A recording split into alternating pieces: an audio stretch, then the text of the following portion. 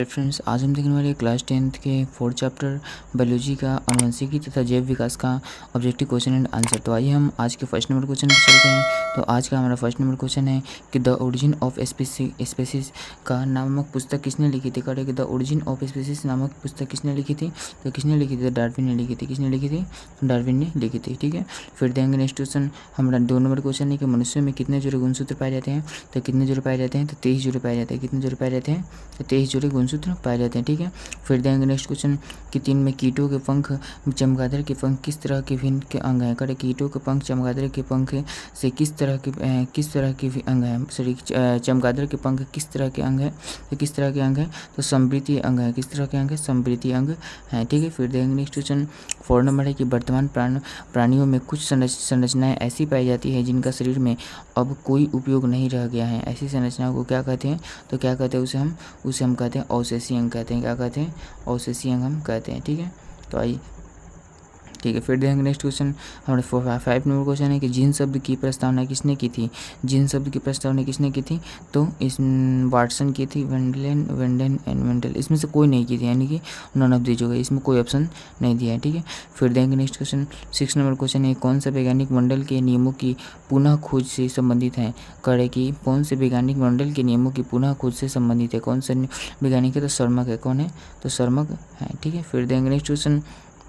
Next question है 7 number के गुणसूत्र बने होते हैं। तो गुणसूत्र किससे बने होते हैं? आरएनए तथा डीएनए और प्रोटीन व आरएनए से बने होते हैं। डीएनए तथा प्रोटीन व आरएनए से बना होता है। किससे किससे बना होता है? डीएनए, प्रोटीन और आरएनए से बना होता है। ठीक है, फिर देखेंगे नेक्स्ट क्वेश्चन 8 नंबर क्वेश्चन है कि कोशिका में अनुवांशिक पदार्थ हैं। कड़ी कोशिका में अनुवांशिक पदार्थ हैं तो कौन सा क्या है? तो डीएनए है। क्या है?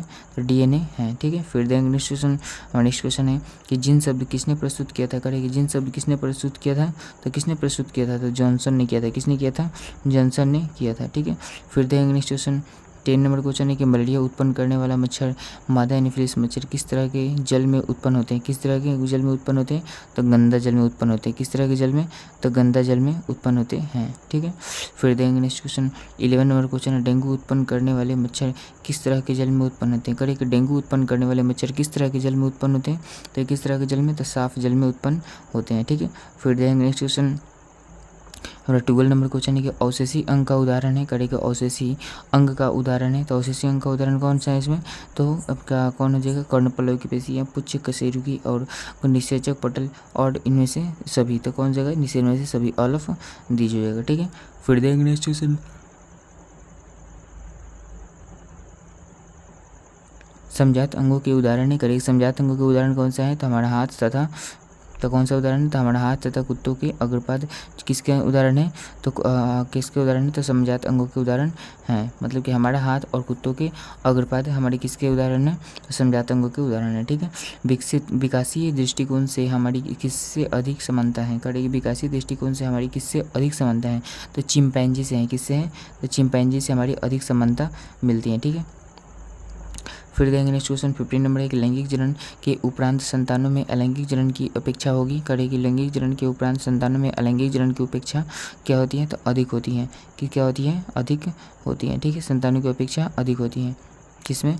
तो लैंगिक जनन के उपरांत लैंगिक जननों में। ठीक है, फिर देखेंगे नेक्स्ट 16 नंबर क्वेश्चन है कि मेंडल ने अपने प्रयोगों के लिए किस पौधे को चुना। करेगी मेंडल ने अपने प्रयोगों के लिए किस पौधे को चुना। तो किस पौधे को चुना? तो मटर के पौधे को चुना था। किसके चुना था? तो मटर के पौधे को। तो बहुत बेस्ट तरीके से पढ़ाया गया है किताब में। किस तरह के चुना था? तो मटर के पौधे को चुना था। करेगी फ्रेडरिक मिशन ने न्यूक्लिक नाम किसने दिया था। करेगी फ्रेडरिक मिशन ने न्यूक्लिक नाम किसने दिया था। करेगी फ्रेडरिक मिशन ने न्यूक्लिक नाम किसे दिया था? तो किसे दिया था? तो नाभिक अम्ल को दिया था। किसके दिया था?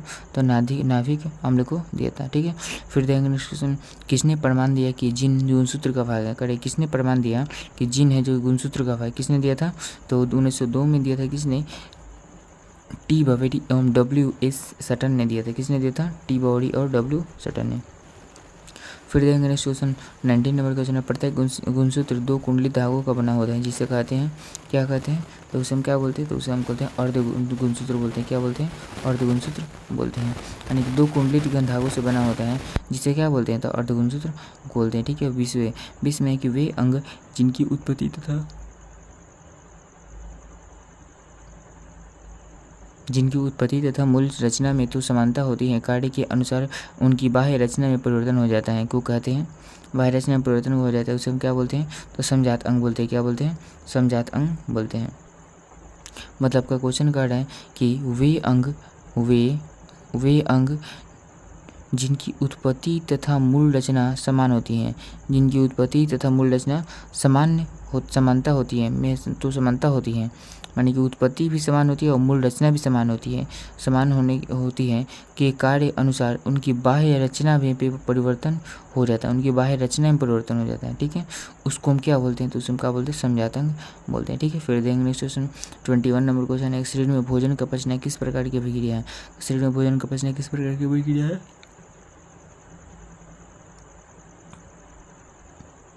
किस प्रकार का अभिक्रिया है? तो वो है हमारा उपचयन अभिक्रिया। किस प्रकार का अभिक्रिया है? तो उपचयन अभिक्रिया है। ठीक है, फिर देखेंगे नेक्स्ट क्वेश्चन 22 नंबर क्वेश्चन है कि मेंडल ने अपने प्रयोगों के लिए कितने विकल्पी लक्षणों का अध्ययन किया था? कितने विकल्पी का अध्ययन किया था? तो 5 विकल्पी का अध्ययन किया था। कितने का किया था? तो 5 विकल्पी का अध्ययन किया था। ठीक है, फिर देंगे नेक्स्ट क्वेश्चन 23 नंबर क्वेश्चन है कि एकल संकर क्रॉस के फलस्वरूप लंबे एवं नाटे पौधों का अनुपात होता है। अनुपात था कितना था? तो कितना था? 3:1 था। कितना था? 3:1 था। लंबे और नाटे का कितना अनुपात था? 3:1। ठीक है, फिर देंगे नेक्स्ट क्वेश्चन 24 नंबर क्वेश्चन है कि द्विसंकर के क्रॉस के फलस्वरूप उत्पन्न पौधों का फिनोटाइप अनुपात होता है। कितना होता है फिनोटाइप अनुपात? तो 9:3:3 अनुपात 1 कितना होता है? 9:3:3:1 होता है। ठीक है, ओके, फिर देखेंगे नेक्स्ट क्वेश्चन। नेक्स्ट क्वेश्चन है 25 नंबर क्वेश्चन है कि स्त्रियों के लिंग गुणसूत्र होते हैं। करेगी स्त्रियों के लिंग गुणसूत्र होते हैं तो कौन सा होता है? तो स्त्रियों के लिंग गुणसूत्र होते हैं एक्स होते हैं। कौन होते हैं? एक्स होते हैं।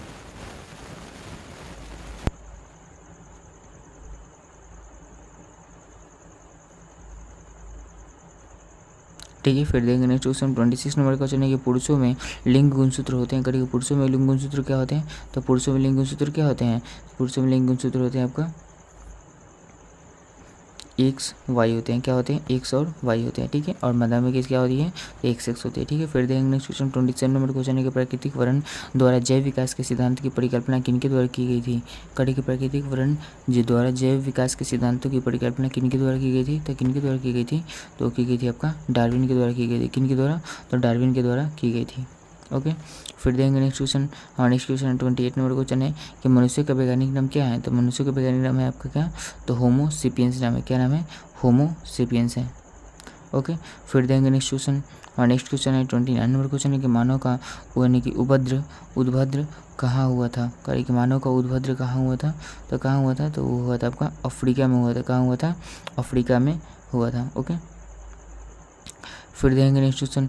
नेक्स्ट क्वेश्चन है 30 नंबर क्वेश्चन है चमगादड़ एवं पंछी के पंख किस प्रकार के अंग के उदाहरण करें? चमगादड़ एवं चमगादड़ एवं पक्षी के पंख किस प्रकार के अंग के उदाहरण है? किस प्रकार के हैं?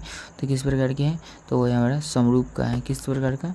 समरूप का है। ठीक है, ओके, तो आज के लिए इतना ही। फिर कल मिलते हैं नेक्स्ट वीडियो में। अगर सेशन अच्छा लगा हो तो लाइक शेयर एंड कमेंट करना ना भूलें और अपने दोस्तों के साथ जरूर शेयर करें। Thank you.